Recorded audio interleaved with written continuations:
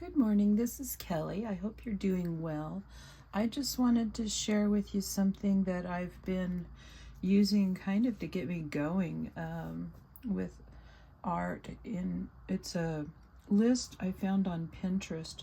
It's called Drawing Prompts. And so the first one was draw a bunch of mushrooms, which is how this came to be what it is. I just started drawing the amanita mushrooms. I think that's how you pronounce it. On a 2.5 inch by 3.5 inch, so ACEO size art card edition originals. And I have a little more to do. I've been looking at it, and I even took a picture because that helps me decide what needs to happen next. And I think I'm going to add a little purplish around the edges here in the background so that the mushrooms become more of a focal point. It seems like the yellow greenness is a little bright and draws your eye more than I want it to. And then I'll probably come with maybe a brown pen, one of the microns or something like that, and define the grass a little bit more in the foreground, and then that should be done.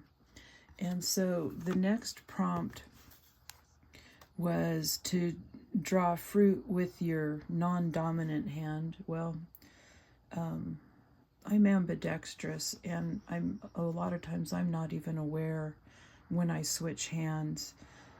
I drew this pumpkin and I didn't get very far with it. The next prompt was draw a baby elephant, so that's how far I got with that.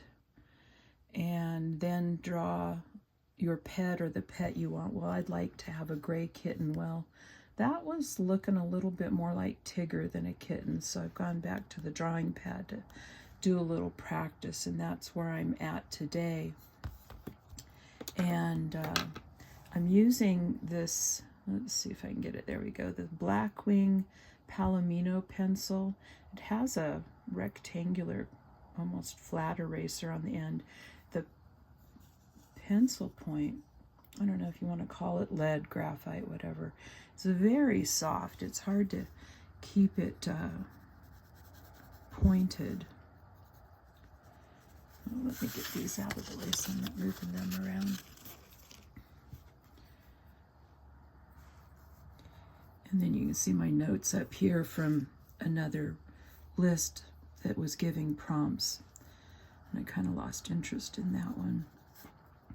And I don't know if you draw or paint or whatever, but when you're doing animals, one of the most important aspects to get right is, excuse me, a little congested for some reason today, to get their eyes right. And so I think once the eyes are right, the rest of it should come out well. And I don't know if I'm feeling it today, but I'm just getting them sketched in there. Just kind of a warm-up to get me going. It seems like kitties sit sometimes like this.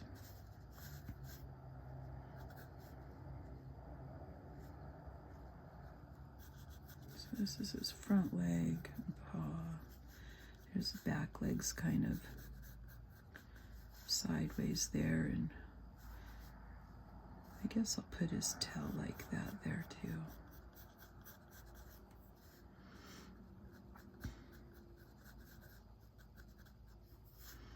I just was really wanting to concentrate on doing the fluffiness of his fur, and maybe that's a good way to do it. When I paint him in, I'll go back to this one and probably erase a lot of that and redraw it or well, just kind of sketch, lay in the outline of him. I want to paint him gray. I don't know what it is about gray kitties, but I think they're pretty neat.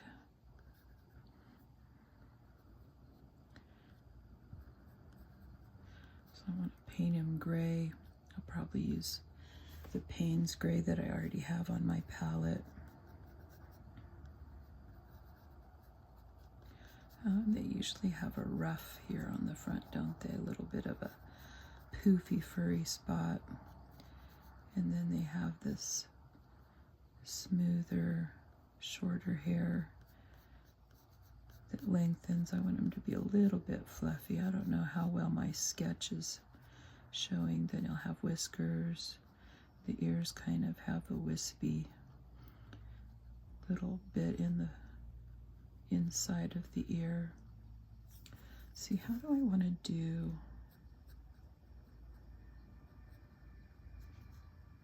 his eyes? That's always a challenge. Oh, that might be okay. What do you think? Their nose seems to be like they're flat a little bit on top, maybe a little bit rounded.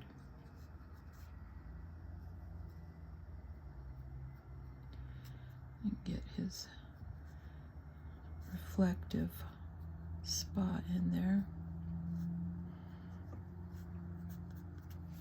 Have some whisker spots. Don't they always have kind of spots there that the whiskers come out of?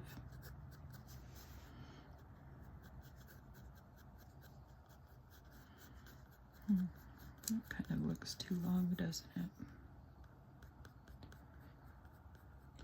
And one of my art teachers, my best art teacher, Mrs. West, taught that when you're drawing something, take your pencil in the direction of the texture, like in this case with the fur.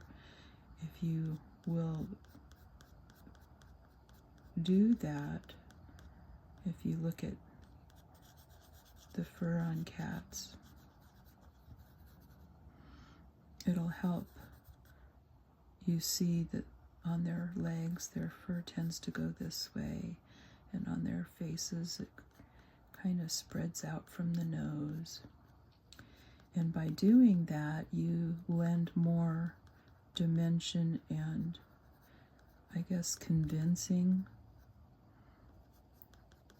your eye and others' eyes of what they're looking at. And if it's too rough, I can come back in here with my finger and smooth it out a little bit. Not quite so much texture that way, but you still get enough to know what's happening there. Let's give him a gray nose.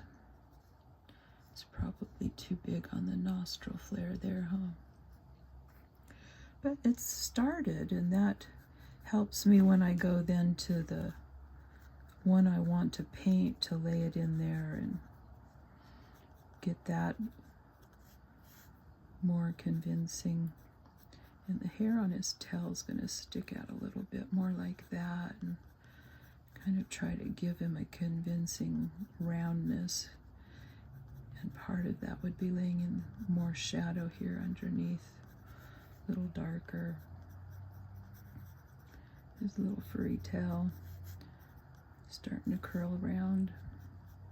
And the same with his front legs. You can curve, give that shadowy kind of edge that curves so it looks more rounded like his leg would be. And then you can come behind the leg.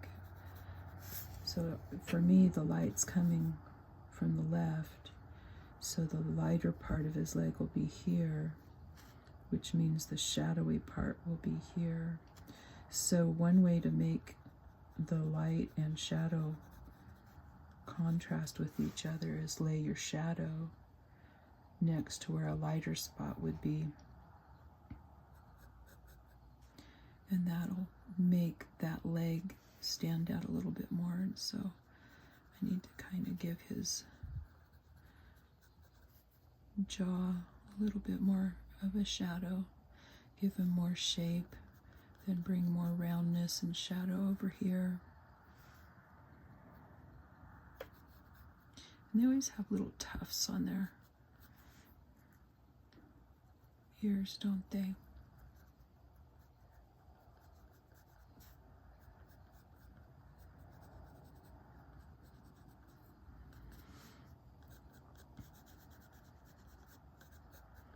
All right, well, thanks for watching. I hope this encourages you to just get in there and start something.